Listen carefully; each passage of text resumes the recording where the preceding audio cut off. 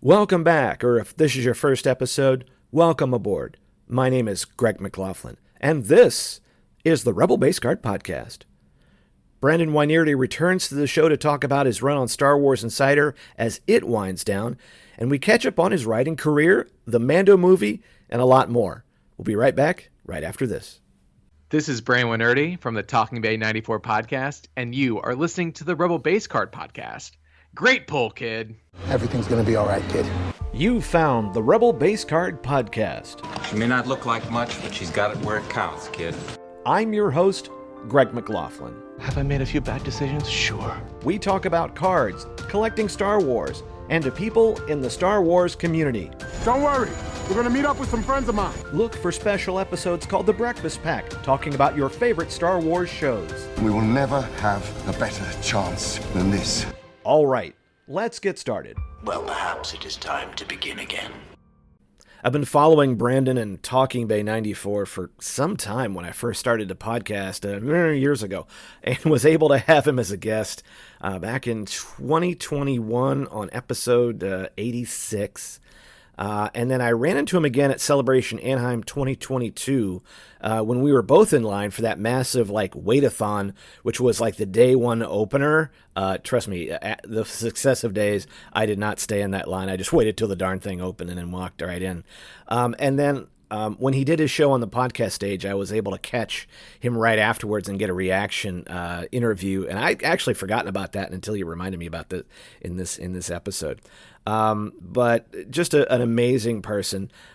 He's been writing, he's written his whole life, but he's been writing a ton more since that time, for Fangoria, the aforementioned Star Wars Insider, StarWars.com, ILM.com, and he's contributed recently to a couple of the DK books, the Star Wars Encyclopedia, which also I think Amy Raquel and Dan Zare are on as well, and the Star Wars Encyclopedia of Starfighters and Other Vehicles.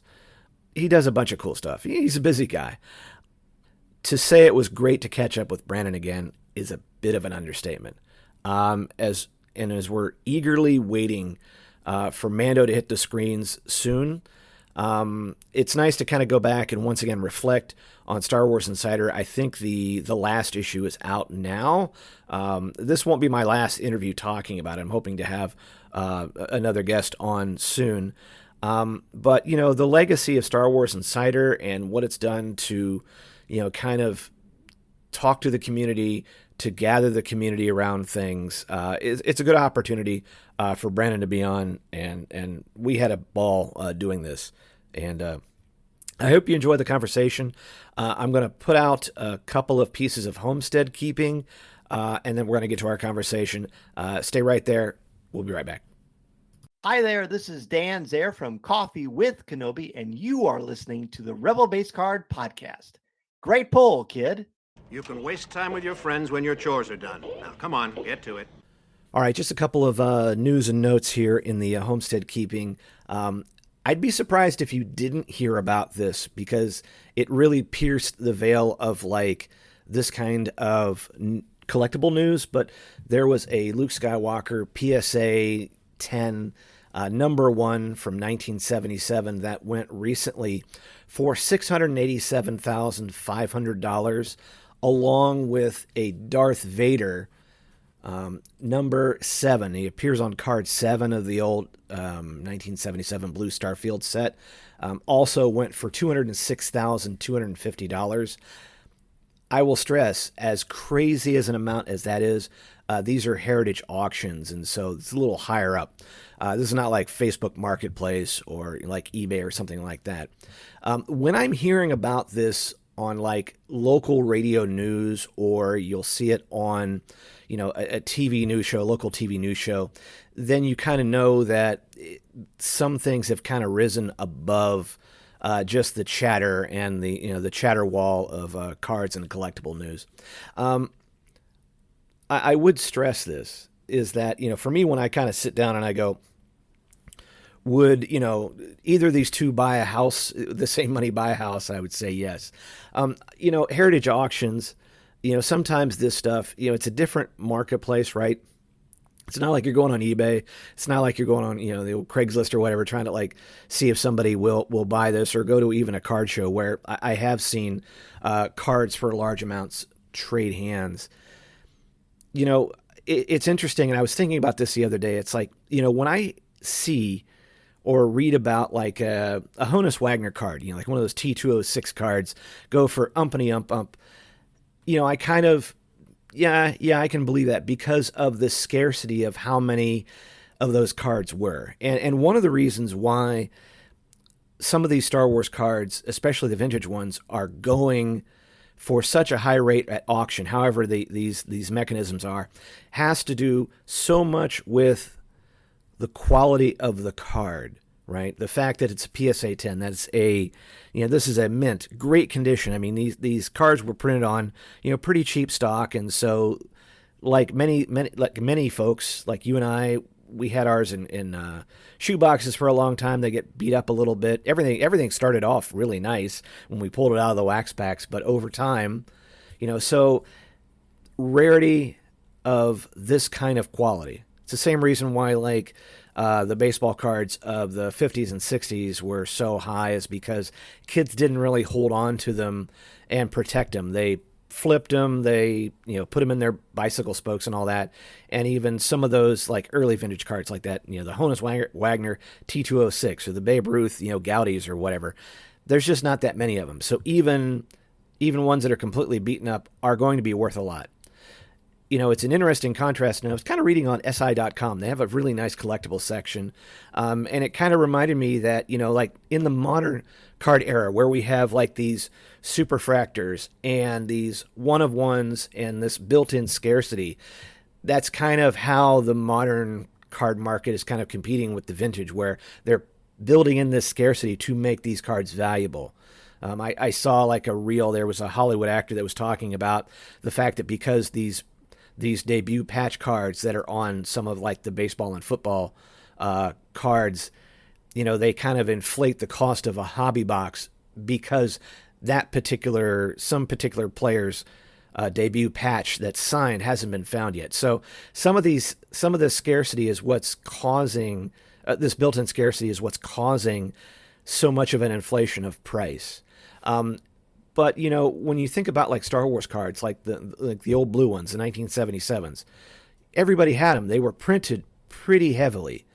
And so it's one of those things where you can kind of see it affect the rest of the market, where everybody goes, well, I had that one, or, so there's a huge drop off. This is, like I said, this SI, I think I should probably put the link in the description for the show notes of this. Once you get past those PSA 10s, even if you slab it and it gets like a 4 or 5 or 6 or 7 or 8 or 9, the value drops off immensely.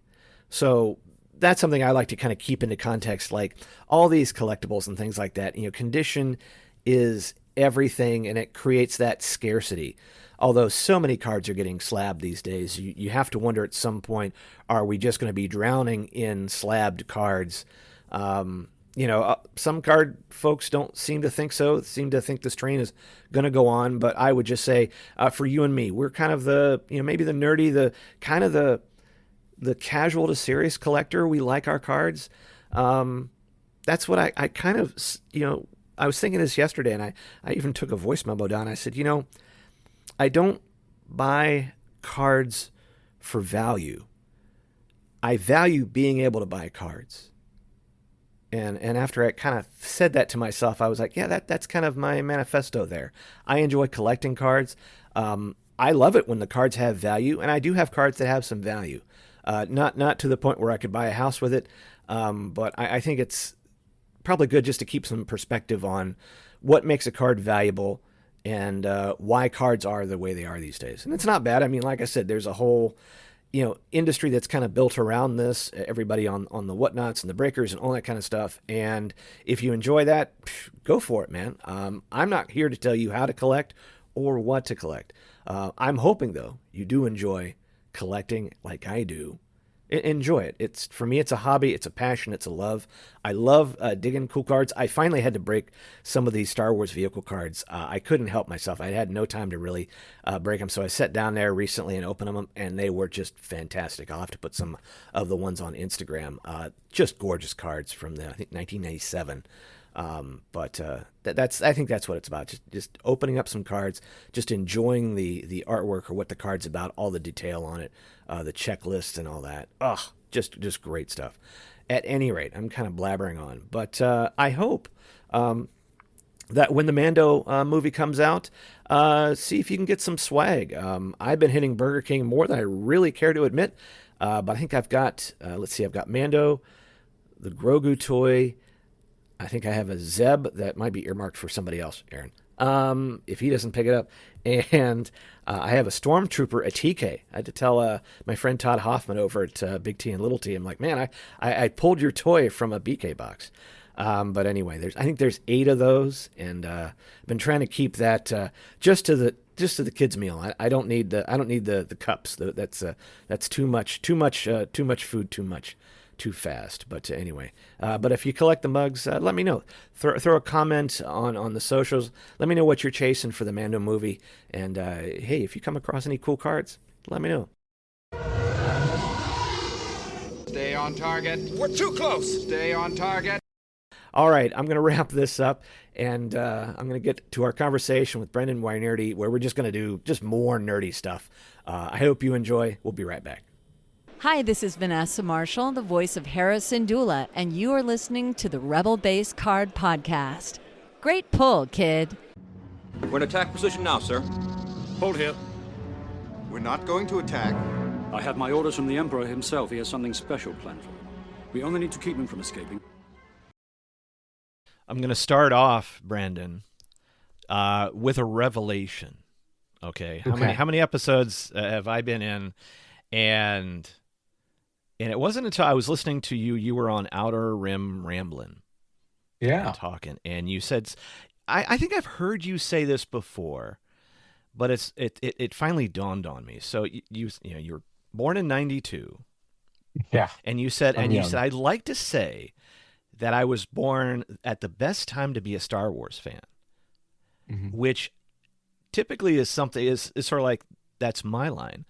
But I sat there, and as I was walking, because before my wife and I were out walking before, and I was sitting there and I was chewing on that, going, I think he's right, because as much as I like to think, being born and getting to be 7 or 8 when Star Wars came out, and I can say I've seen all the Star Wars, but there are huge gaps, but there are also I am many different ages. You're born in 92, and so when the special editions come out and you see all, you're about 5 or 6. So you are 7, 8, 9 when the Phantom Menace comes out. Must be 10 Attack of the Clones. You've never not seen Star Wars in production. And I go, oh, I think he's right. I think I'm going to cede the floor on this one, because I'm like, I can go swaths where I've had, Star Wars was not happening. I wasn't really reading the books. I wasn't doing anything, and Star Wars wasn't in production, wasn't having something going on. I mean, the peripheral stuff, is in there. But as far as the day-to-day in there on TV, in the movies, you've kind of sat through it all. And so I'm just saying, I agree with you. I think that's the best time to have been born, to be as being a Star Wars fan. So I'm just it's blowing my mind. Yeah, it was really nice. And no dark times, right? Like that, 85 to 92, right? And you're right. Star Wars was always in my periphery. I had a brief phase. The only time that I wasn't a Star Wars fan, I was a Toy Story fan when, 95, right? That was my first obsession. And then it was Star Wars from then on. So I've only had one other life-altering obsession, and Lord of the Rings when I was in middle school and stuff, but that's been side by side. But yeah, very lucky again. These are movies for 10-year-olds, and I was very lucky to be around 10 years old for 6 of them, right? Effectively, and that's very special. And also the internet was not terrible for a second as well, right? For a moment, the internet was good, especially like it had to its be moments. a fan and to dive deep and to like feel a part of a community and to like learn things. And also Star Wars. I mean, the first teaser trailer for Phantom Menace was one of the first videos ever uploaded, right? In that kind of capacity. And then the fan forums and the Hyperspace Fan Club, all these things, right? Star Wars is very cutting edge on the internet too. And so again, when I always say, like, I learned how to use the internet to figure out what was happening with the prequels, you know? And that's like perfect. It was really, really perfect. And then really the slowest time in Star Wars history in the past 30 years was when I was in college. And that's great. Like that's the perfect time for it to be slow. I had other stuff to worry about. And then I popped back up, and when I graduated from grad school, 2015, it was the night of the Force Awakens premiere. And so like I kind of I entered the adult world, you know, with like new Star Wars.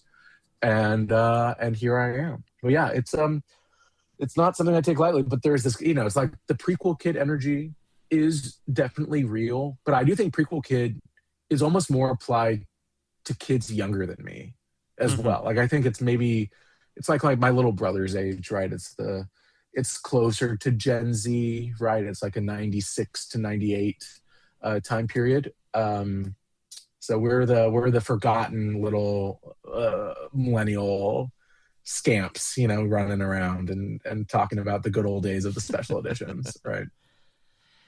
And that kind of leads me into, this is not a sandbagging at all, but we're going to be somewhat similar in age.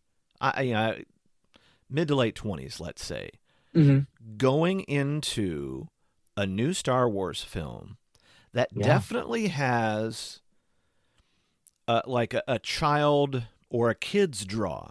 Let's say we'll put Grogu and Jar Jar. This is not a cage match, but this is saying, so you may have something that I think you definitely have something that I didn't when I walked into Phantom Menace. Now, granted, the first time I walked into Phantom Menace, and I have said this on record, I was 3 sheets to the wind because we were pre-gaming before pre-gaming was a thing, and I didn't make it through my second session of Phantom Menace. More on record, but I kind of went in as an older Star Wars fan, seeing a movie that was really marketed more for kids.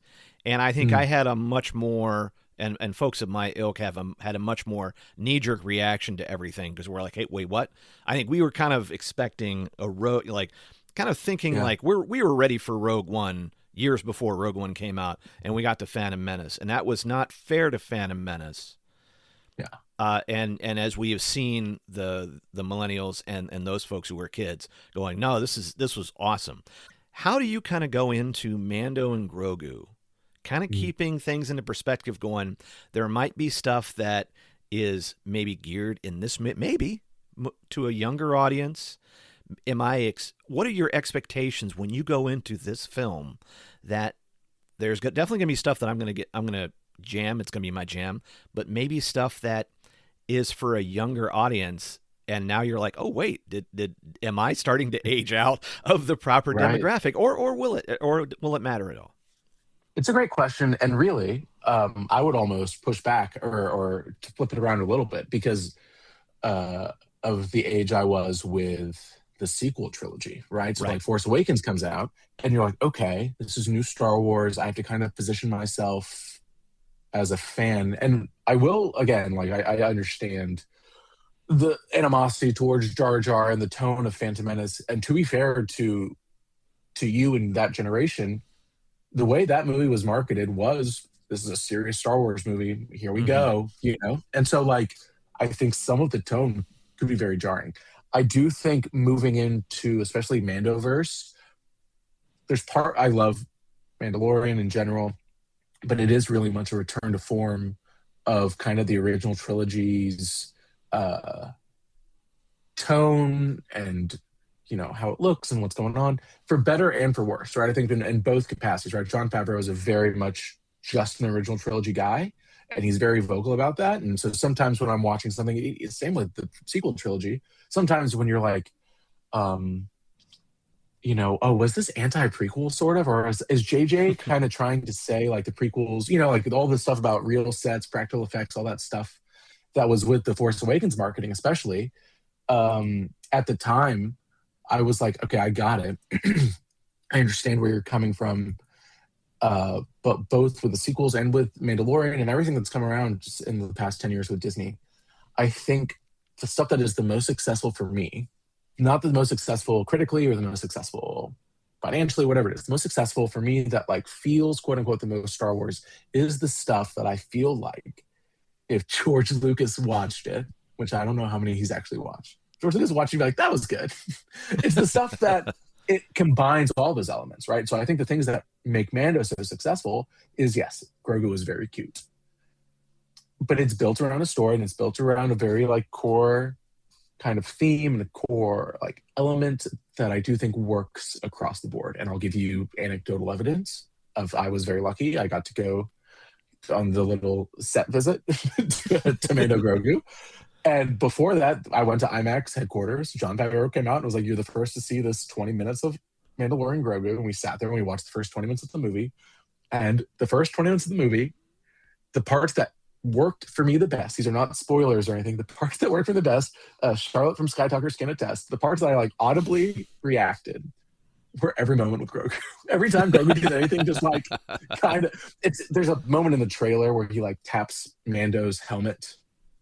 And it's kind of drawn out a little bit more in the actual movie. And that whole little sequence like really worked on me. And so like, I think with Star Wars and with it, and this is how I try to approach everything.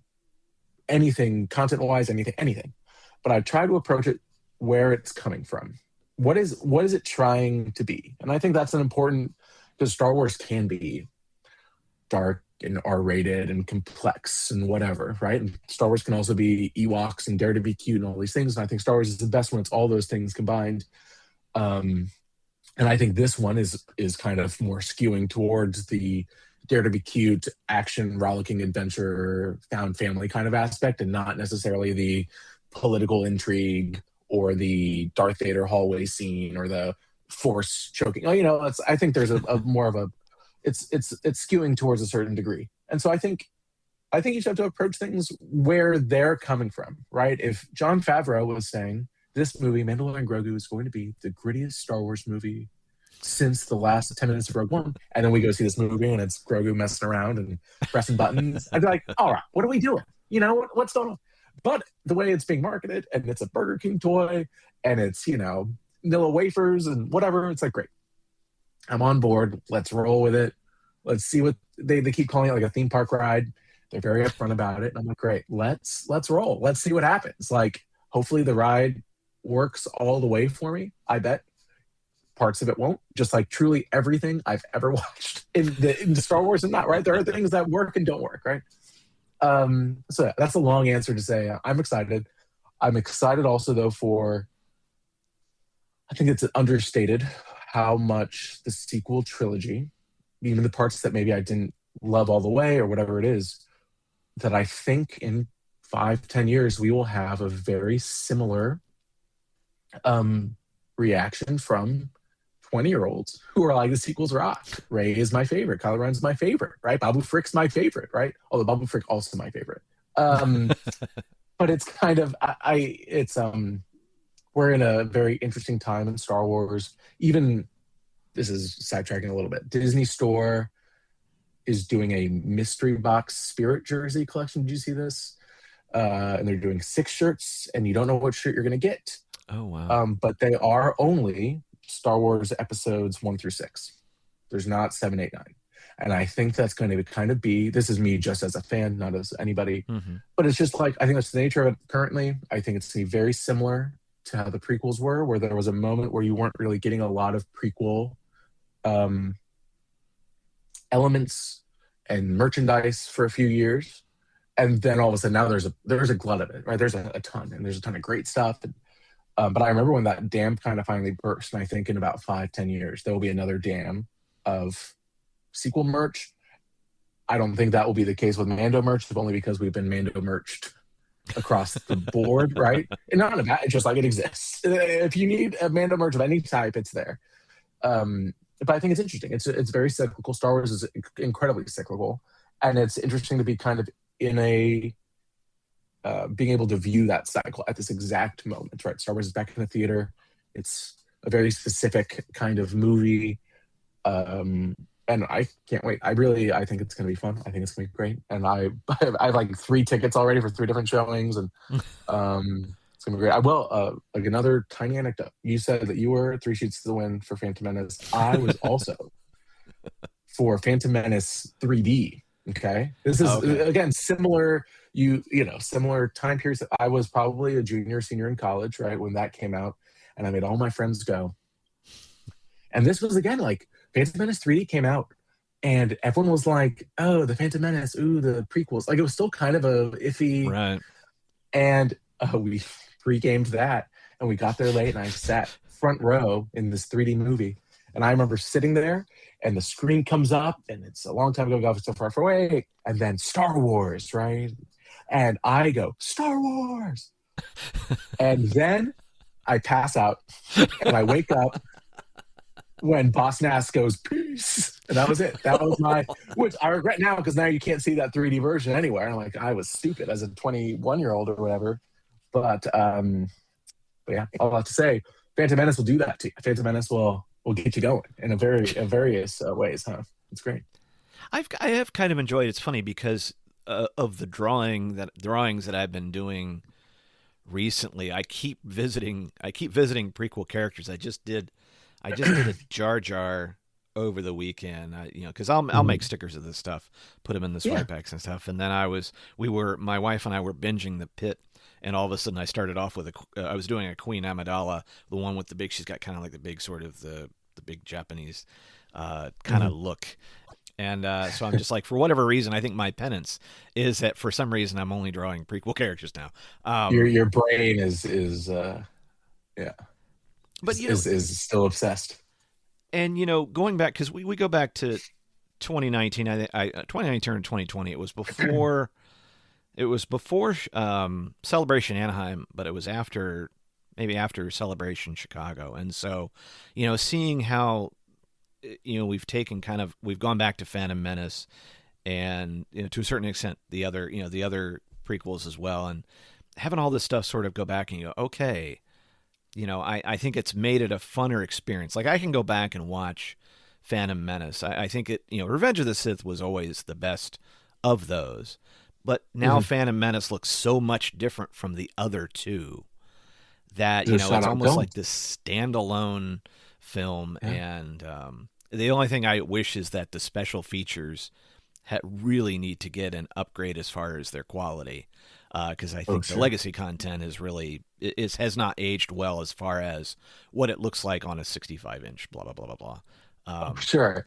Those are still, but again, to be fair to the prequels, but those behind-the-scenes features for all 3 of those movies, but especially Phantom Menace, are just like, that they will never, this is not Star Wars specific, no movie will ever have the care and love that was put in to the Phantom Menace. And a lot of that is even lost media at this point, or like, I have it all saved. There's a thing called Lynn's Diaries, which is Lynn Hale, the publicist of Star Wars for years, and George Lucas's like right-hand person, had her own video web series in addition to the webisodes, in addition to the beginning featurette, in addition, there's I'll send it to you afterwards. There is an incredible YouTube playlist a guy made, and he took every single piece of behind the scenes footage from Phantom Menace and put it all together into like a 12 video YouTube playlist. And I spent just hours just devouring it. And it's all, I think it's either chronological or maybe thematic, but it's beautifully edited and really well done. And yes, there's a lot from the beginning, obviously, but like everything, it's like watching an extended cut of the beginning, which is incredible. Sometimes I joke that like the beginning and Empire of Dreams, the trilogy special feature, are like my favorite Star Wars movies, for a variety of reasons. But it was like watching an extended version of the beginning, which is like, it's catnip for me. What I will say, and again, very much understand people's opinions of the prequels, and especially the Phantom Menace and the Jar Jar, all these things. My argument currently, and people always love to say, maybe this, I don't want to lead one of your questions. One of the questions I get a lot is, what is your Star Wars hot take? And you might have heard it in one of these previous interviews I've done. My current Star Wars hot take is the best Star Wars movie is Star Wars, is the original Star Wars. One of the most important movies ever made, one of the most important American movies ever made, just a perfect movie. The second best Star Wars movie of all time is The Phantom Menace. Because it is maybe even more than A New Hope and more than any other Star Wars movie, the most intrinsically George Lucas. And if I'm sitting here and telling you that George Lucas to me is like my ideal filmmaker, the person I like hold as a creative and as a person, like kind of like my guiding star for both how I view Star Wars as an entity, and like, you know, this is a big part of who I am, but also just like how I view a creative process, how I view like kind of exploring the world, how I view, you know, even like anthropologically, like who we are as a people, right? All these things. Phantom Menace is like his full vision. There's no studio telling him what to do. There's no fan outrage telling him to like fix it for Revenge of the Sith. You know, it's just like, here's what he wanted to do. And he did it. And every single frame in that movie is just like his exact vision. He finally had the tools that he wanted to do, and he did it. And for better or for worse, right? Some of the biggest flaws that he has, right? He can't really direct people, all these things. And I think that's really beautiful. And again, it's talking about putting it on TV. That is maybe the one I revisit the most, the one that like I just like kind of fall into a lot easier for a variety of reasons. But I think the main one is that it is one person's vision from start to finish. And it is the person who maybe I admire most creatively in like the history of cinema. And so that's my hot take for you. I love that. But that's how I've been framing it for myself, and it's really, I've been very, very, very pleased with that. Well, you can also put those two together, saying like, go back to A New Hope and that one shot of the Tusken Raider with the gaffy stick that they basically had to copy, and you know, in order to make more frames. Mm-hmm. Fast forward to, and I was watching a behind the scenes on the Phantom Menace last weekend, and where he's having, you know, Ben Burtt's in an edit bay, and he's like, all right, I'm going to take Panaka from this cut and superimpose him in this cut, and basically he's assembling like you in performance in that. Yeah, exactly. Yeah, he's taking like his Kinder toys are like taking this guy from this cut, this guy from this cut, and mashing them together, and you're just like, yeah, you're exactly right. That is the main vision. And the other thing that I like in that, and keeping in behind the scenes theme, because I know who I'm talking to tonight, sure, is the fact you see, you know, John Knoll, Doug Chang, and all these guys, all the visual effects guys, all the ILM guys, and they just look so young, and they're just going like, yeah, we're just going to figure out how to make this happen. And it is digitally like the folks in '76 at ILM who were like, all right, we have to take these cameras and we got to build the rig. And I think that is something that in Light and Magic, which, by the way, that is my crack, by the way. I can watch Light and Magic over and over again. And I would say, before I get into that, you're lucky you started Talking Bay 94 when you did, because Light and Magic would have put you out of a job immediately. Sure. Like, I love you can sidetrack real fast. When I watched Light and Magic, I'm so thrilled. Every time someone popped up, I was like, man, I already even talked to that guy. I've talked to that guy. I've talked to that guy. Right. And it was a time when those guys were not they're still not spotlighted in the way they should be. But there was a moment, especially, where like their names were, I don't want to say all but forgotten, but there was not kind of a machine. ILM was not even posting their social the way they do, right? Like the way that we were talking about, especially the prequels, because there was a moment when I was interviewing them, especially the earlier years of the podcast, you can kind of listen, especially the guys who worked on the prequels, who had never really been interviewed in the same way that someone like a Joe Johnston or had been interviewed about Star Wars before. And they were almost always like apologetic in their tone when it came to the prequels. And I had to kind of almost reframe this for them. Again, this is 2018. Mm-hmm. And you have to reframe it for them. Be like, no, sorry. You did something that is historic, that changed movies forever, the same way that the original Star Wars did, right? We wouldn't have Avengers if we did not have the work for Phantom Menace and Attack of the Clones, right? And so there was I was almost like rehabilitation for them of like, no, you need to be proud of this work. The work holds up, right? There's a lot of work that does not hold up. And it also like was in service of both the story and the storyteller, right? You were answering to one guy, and that guy is a genius. and like some people, I think art doesn't need to be received positively by everybody, especially like art that is meant for 12-year-olds. And it was very interesting, all that to say, like to kind of talk them through like, no, be proud of this work. And the second part of that is I loved watching the light and magic stuff and them telling the stories they had told me 5 years before. And I was like, I got him, baby. I did it. Like, and I even, Fawn Davis, for instance, a great man, great storyteller, great artist. I had talked to him a few months before Light and Magic Season 2 had come out, and he came to Austin, and I took him out to get barbecue in Austin. It was me. He was in town for South by, and it was me and my wife and him and his partner, and I took them out to, I think, one of the best barbecue restaurants in Austin, and then we sat there after the meal, and I just pulled out the microphones, and we just did the interview, and it was so incredible. It was just an incredible interview. And then he told those same stories are in Light and Magic Season 2. And he's like almost the hero of a couple of those episodes. Like he's almost like the main character in a couple. And I was thrilled for fun, but I was also like secretly thrilled for myself. I was like, I did this. I'm on the same wavelength as, Joe Johnston. This is great. Because you're right. Like the reason Light and Magic is so successful and arguably more successful than Talking Bay 94, not in terms of views or anything like that, but in terms of the stories he's able to draw, is because it's Joe Johnston and Lawrence Kasdan on the other side of the camera, and they have this intrinsic respect, obviously, for these men. And so it made me very grateful to not only have had those conversations, but also been able to like draw those same stories out of them without the panache of being an Academy Award winner legend like those guys. So, but I love it. And I, again, very lucky.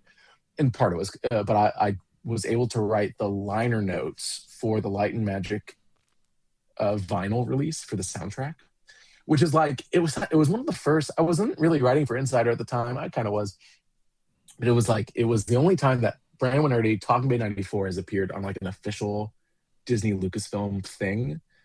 And it was like, because I was the expert of this, that I was able to comment on it. And I was very grateful to be able to kind of have that opportunity, because it really, the Light and Magic is very, very special. And I hope they do a season 3. Why not? Just do it. Oh. Well, I like watching it because one, it'll inspire me to do more laundry. I mean, like it's one of those things where it's, to me, the ultimate, we don't know how this is going to work, but we're just going to make it work, and it doesn't matter. And it's like all the little, things they do to come up with. And of course, also as a hack graphic designer, and anytime John Knoll going, yeah, him and his brother made Photoshop. You're just like, yeah, we just decided we needed this, and then now it's Photoshop. But also you just see that these problems being presented, and you see George Lucas going through and they're just trying to figure it out. But also you get in season 2, which tragically is shorter than it needs to be. You just keep going. The story of making Jar Jar and the fallout and what it did to, and you're just like, I like that it's there, because I mean it's all a part of this. And like I said, I just think it's taking what you kind of done and what you kind of put in it, and you just like, we're going to tell these stories, and we need to preserve this. And I'm happy that we have this, just because it's just like, this is how it gets made. You can go back and watch some of the raw A New Hope without the music, without the special effects, without anything, and it's pretty dull. I mean, it's rough. Like, it's pretty rough. And then but then you find out, like, yeah, they were putting Q-tips to be the fans in the big stadium, and you go, all right, we've tried Jar Jar 2 or 3 times, but like, all right, now we figured it out, and now I'm watching the mocap, and you're like, okay, that's pretty cool. And now you take it for granted. We're just finishing watching, we're watching Maul Shadow Lord, or it'll be done by the time that this goes on. But you're seeing some of these great animated, fight scenes that probably are mocaps at some point, because why not? But all the stuff that these guys pioneered, and it didn't matter whether it was 1976 or 96 or 2012 or whatever like that.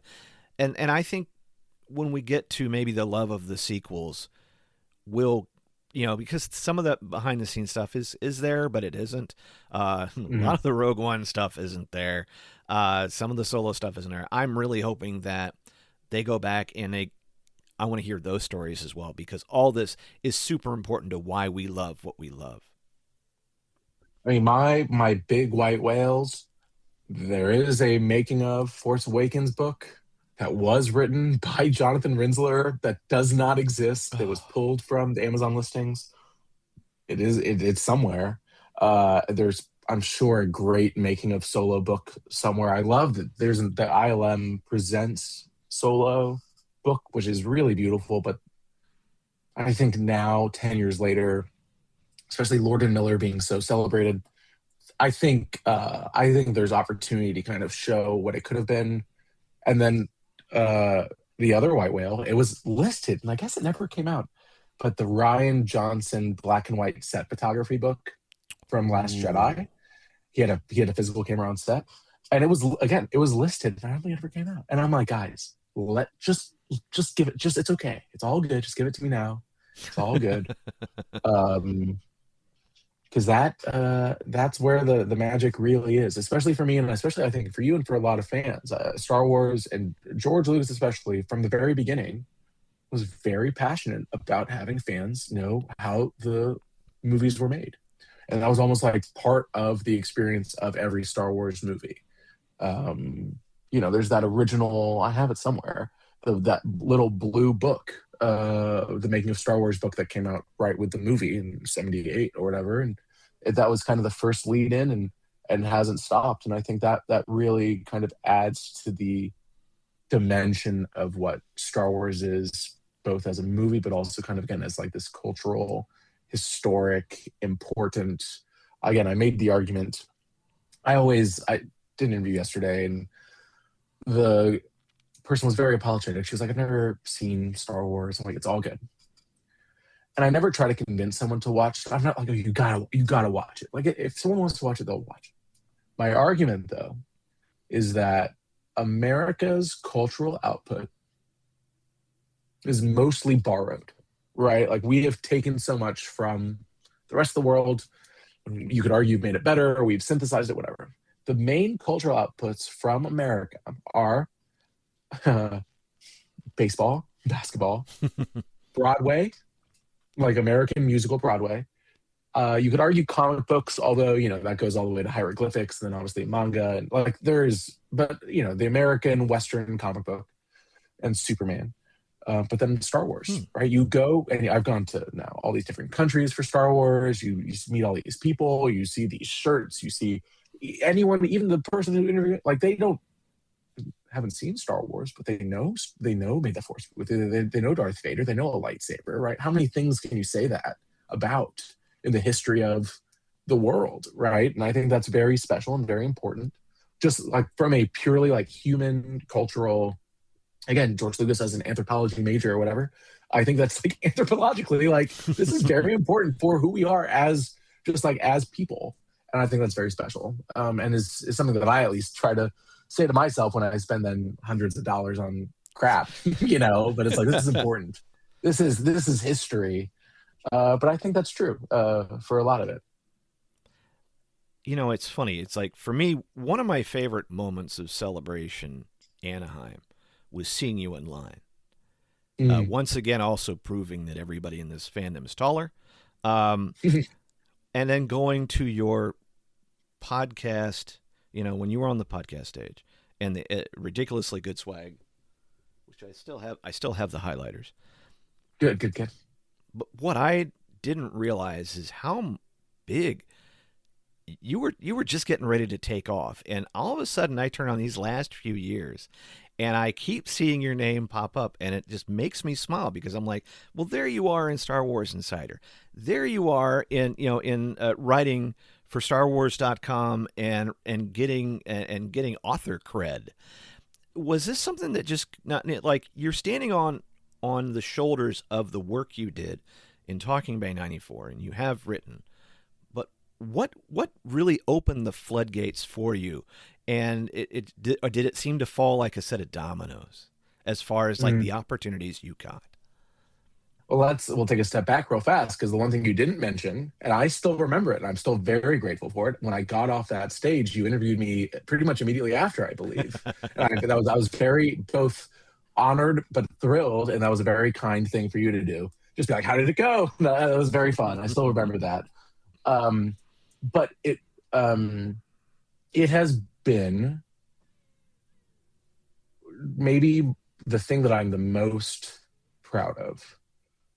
This whole journey. I started this, I saw Last Jedi, and I was like, man, I really wish I could contribute in a creative way, not just like throwing off a tweet, not just whatever.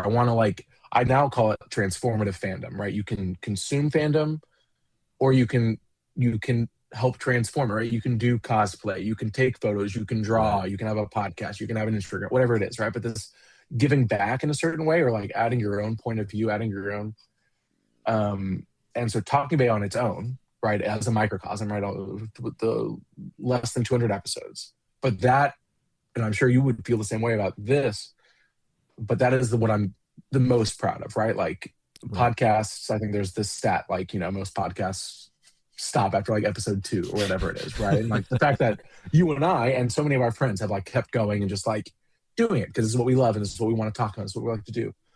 But the fact that Talking Bay is able to be timeless in a way, like people can go back and listen to an episode from 5 years ago and it exists. That's the person's story. It hasn't changed, evergreen. And that is I'm very proud of that, because it's also spotlighted people who maybe are not spotlighted as often. But then that secondary element, that it did really lead me to then contribute officially to Star Wars, something that, again, I've cared about for 30 years, is very, it's very rewarding and very like emotional, I truly don't take it for granted. And yes, it was a little bit of a domino in the sense that it was COVID and my company dissolved and I was like, oh God. And I drove by myself to Wyoming, to Devil's Tower, Wyoming, where they filmed Close Encounters, right? And I just sat there at the base of the mountain.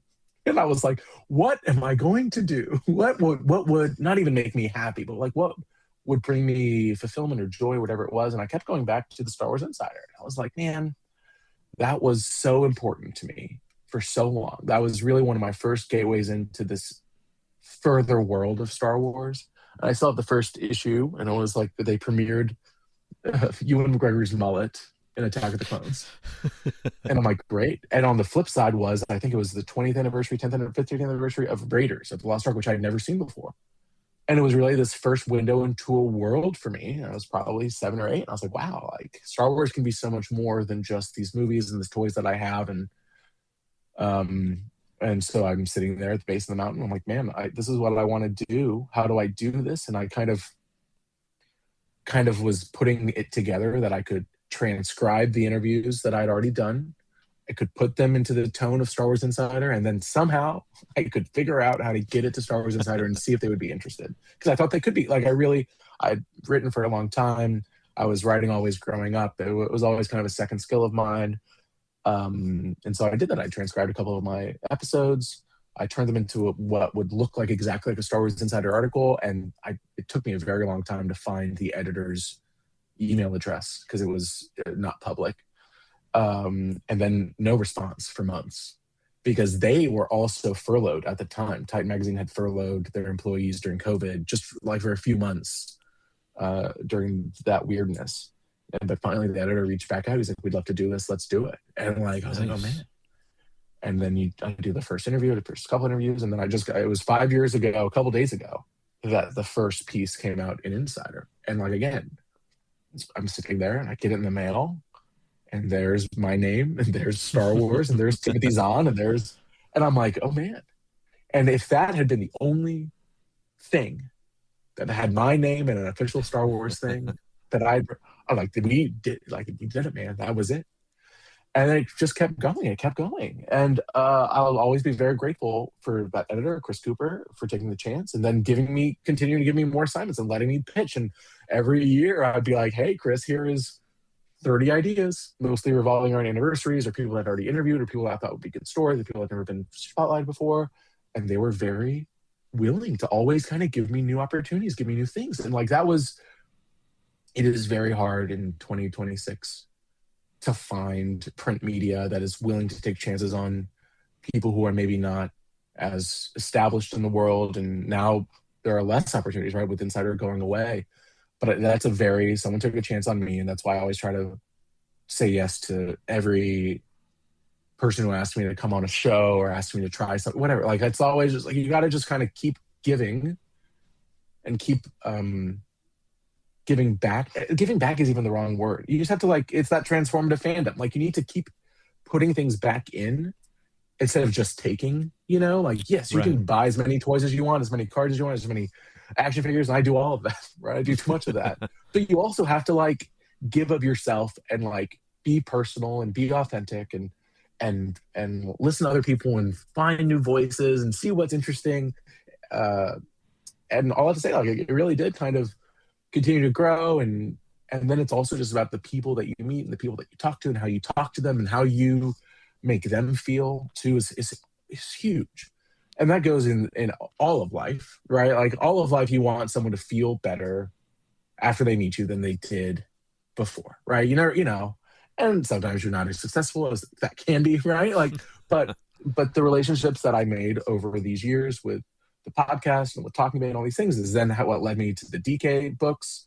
I've told the story, so I can say Amy Rakow, who was then my guest in London on the stage, and was one of my friends and one person that I kind of like, but she had been writing officially for Star Wars for a while and had also started as a fan project, right? She had the 365 Women project, which is an incredible thing. And then she moved. So I was always viewing Amy as kind of like me in 2 years, me in 3 years. What was that? And she reached out to me at Celebration. She was like, hey, can you come to the whatever booth? I want to introduce you to the DK people, which was, again, that was an incredible kindness on her end. Oh, wow. And then that led to the encyclopedia, and they're like, we'll reach out to you when you get back to the States.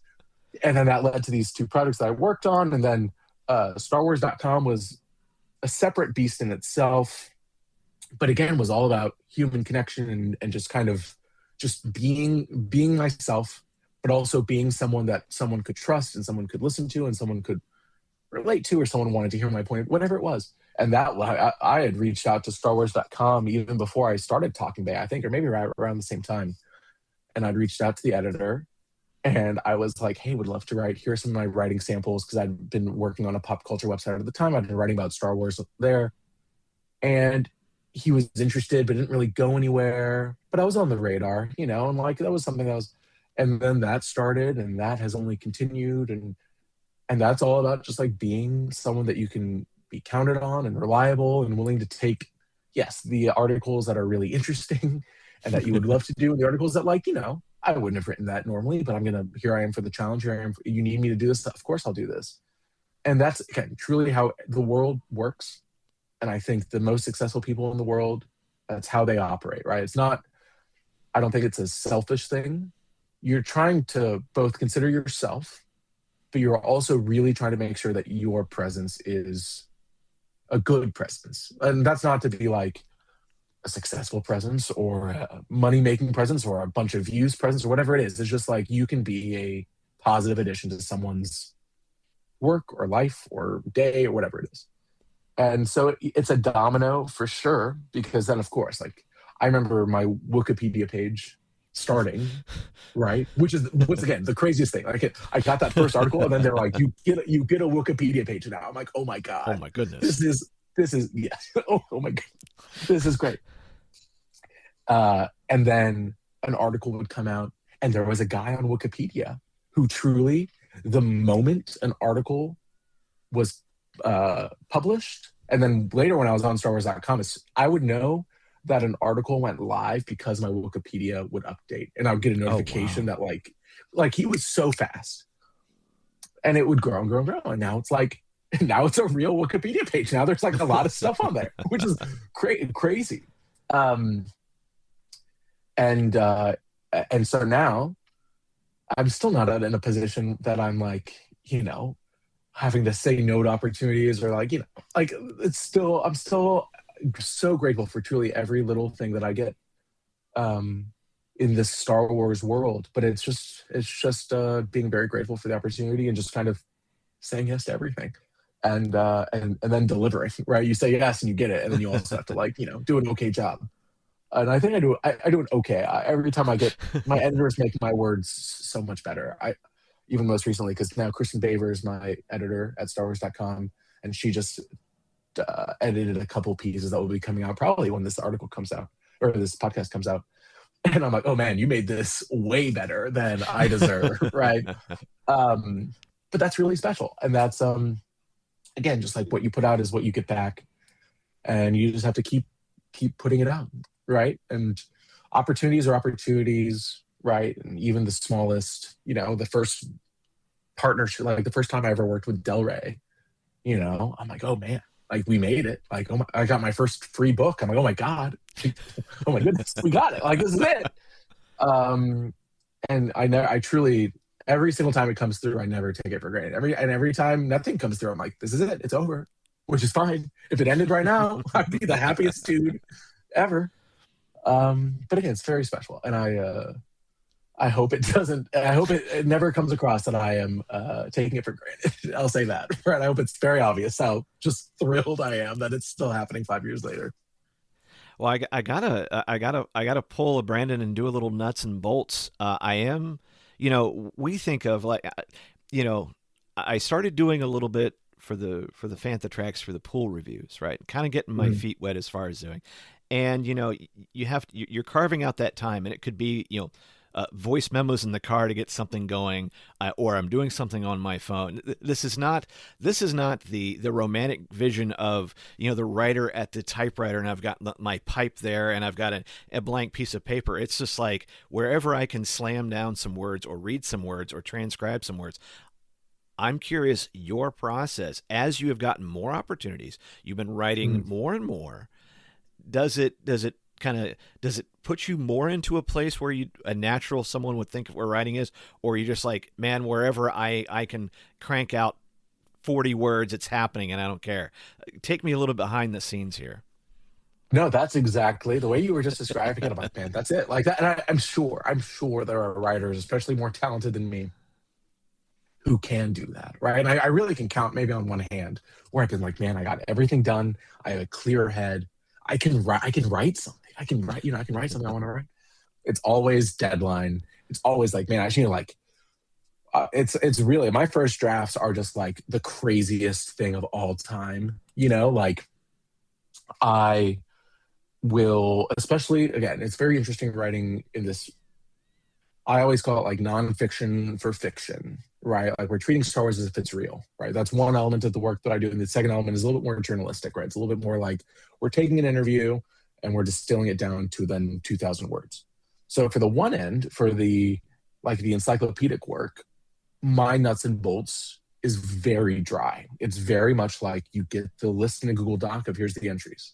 And a lot of times it's thematic. A lot of times it's like, it's all in the same comic book or whatever. So you can kind of just, what I do, it's not sexy at all. I just am writing, I'm going to the source, right? Because I love Wookiepedia, obviously. But like Wookiepedia is great for the Star Wars writer because it has sources at the bottom.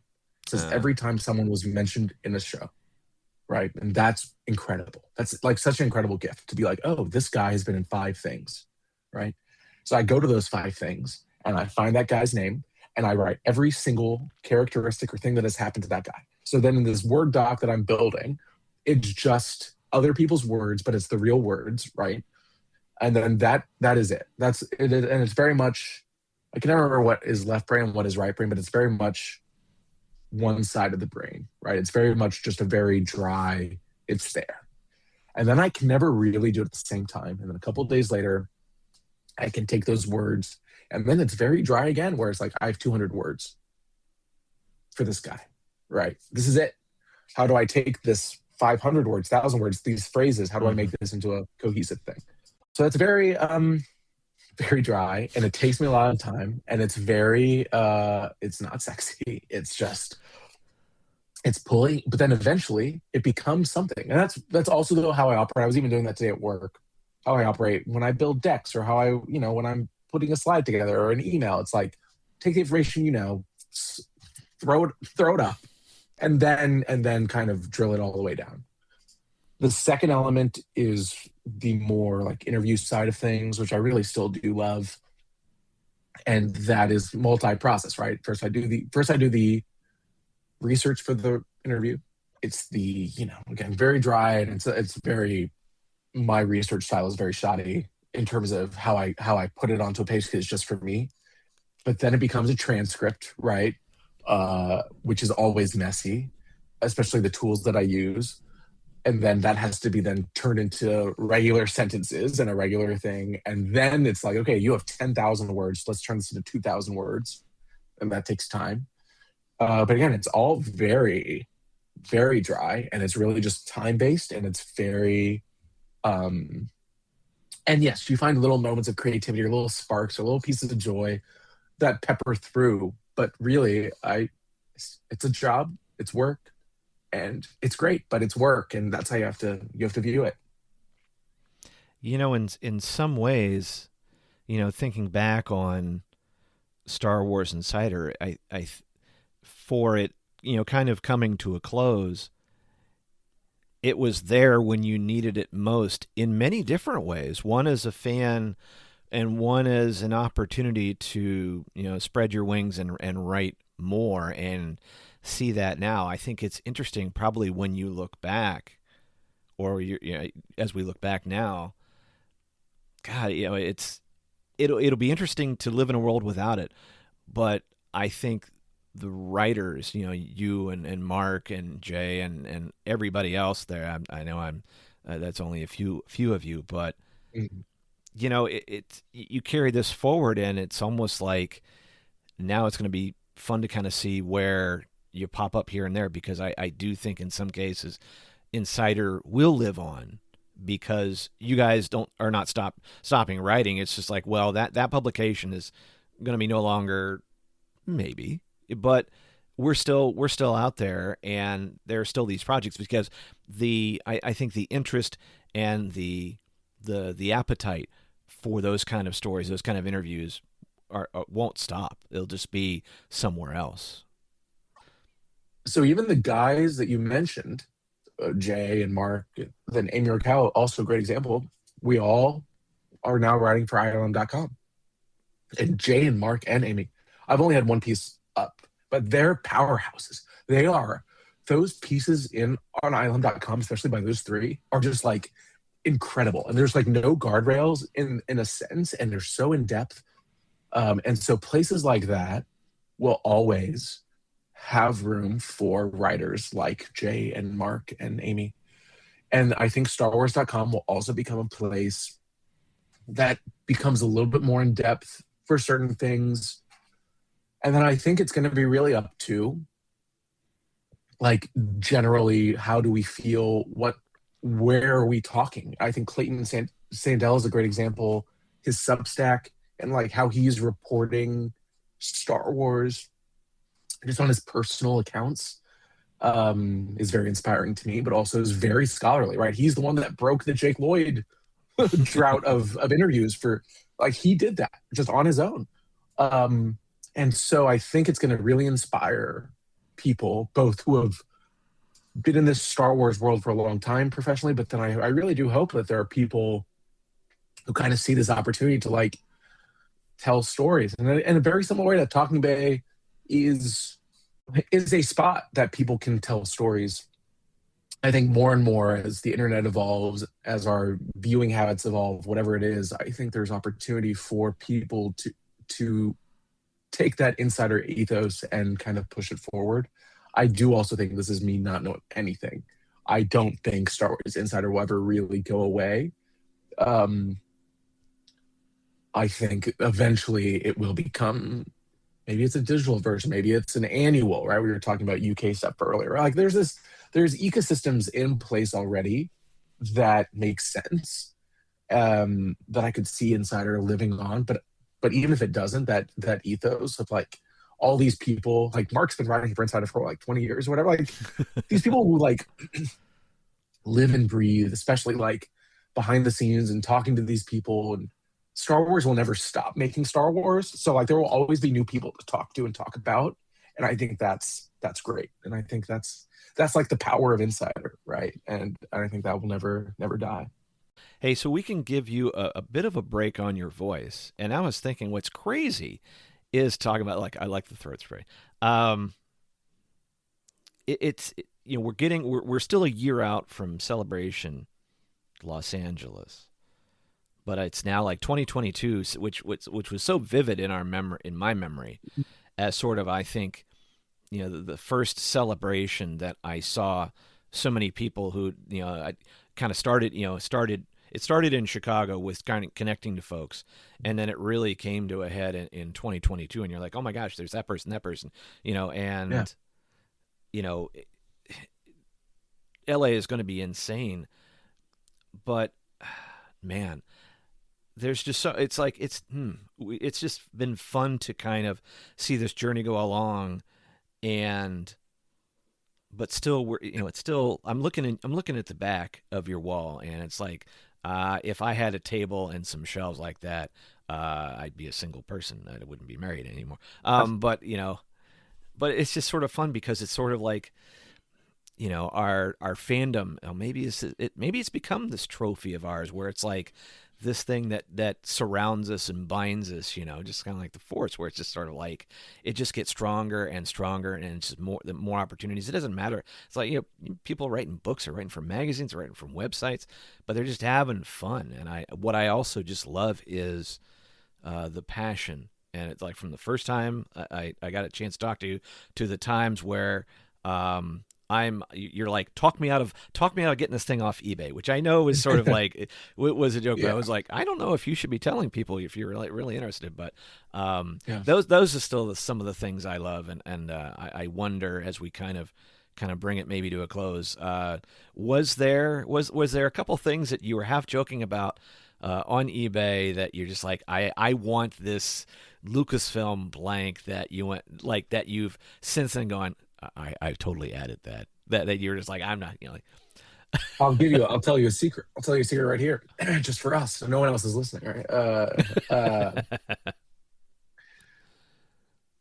I made a mistake once, right? Don't let me buy this, right? I made a mistake once, only one time, and I said, don't let me buy this, and then somebody bought it, and I spent 3 more years trying to find that, and it is framed in my house now that I have it, right? It's not even that. It was an Indiana Jones Epic Stunt Spectacular MGM Studios felt pennant that I really wanted, and someone else got it.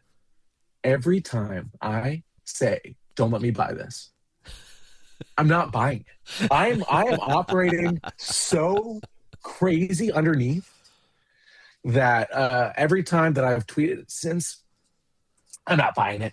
Except every so often someone will be like, wait, you got to buy this, right? And then I get pressure.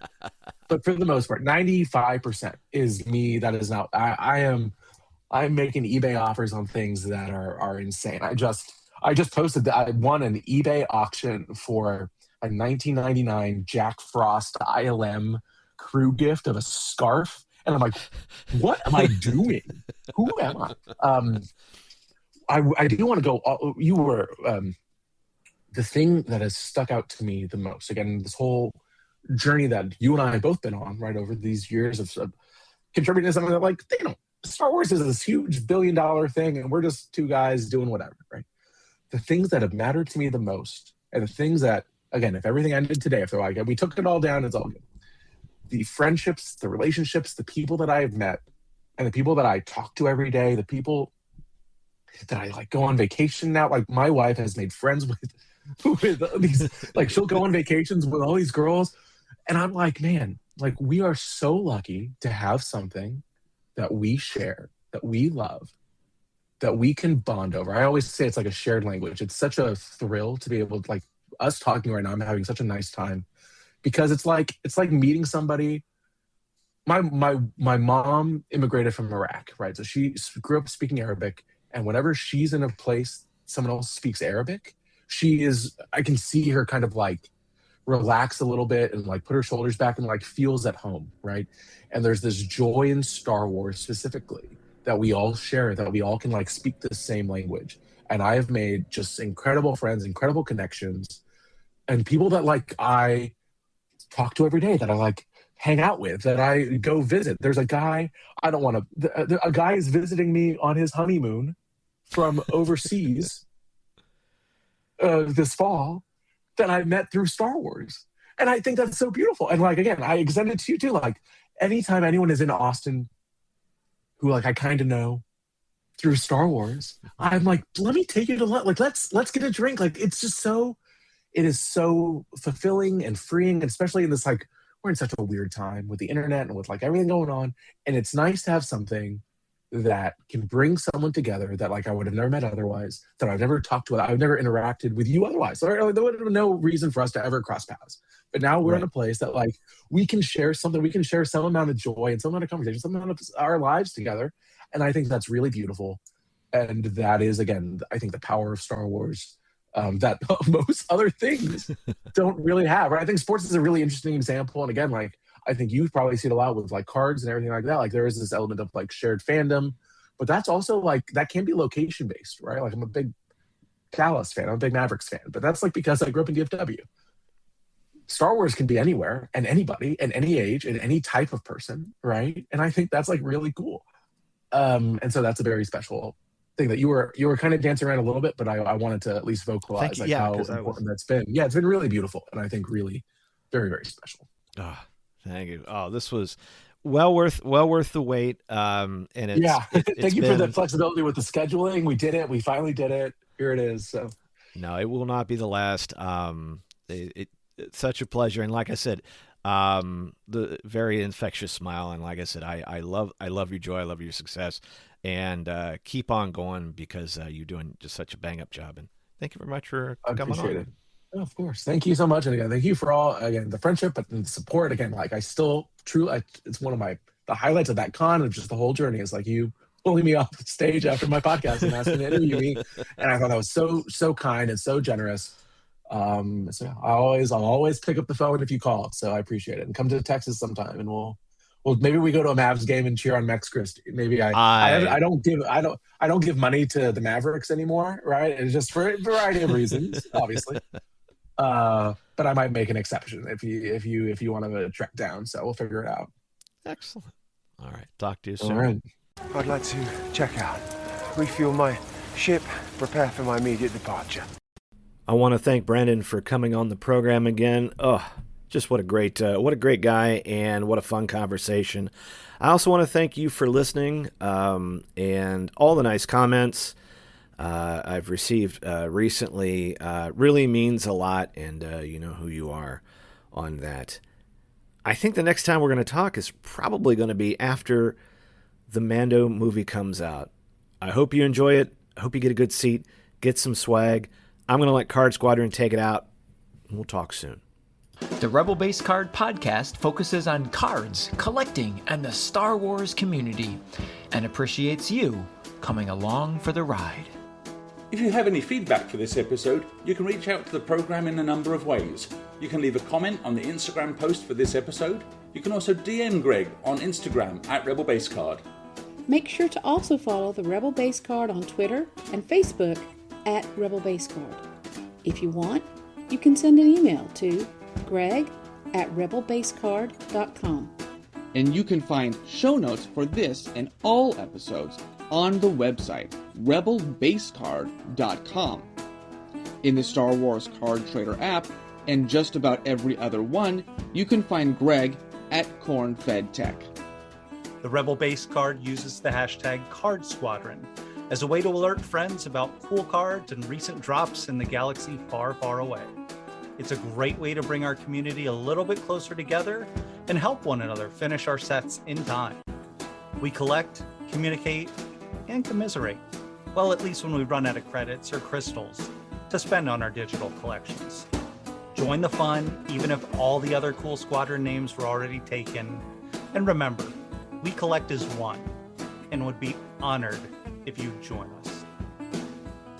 And if you are a sketch card artist or Star Wars artist or collector, cosplayer, and want to talk about your work, your craft or passion, drop Greg a line. I'm sure he'd love to hear your story. You can also help the show by leaving a comment or review on Apple Podcasts or wherever you got this episode. Otherwise, the mission is clear. Keep those cards out of the hands of the Empire, and the Rebel Base card will return soon. This podcast is not affiliated in any way with Topps, Disney, or Star Wars, nor is it endorsed by Disney or Lucasfilm, and is intended for entertainment and informational purposes only.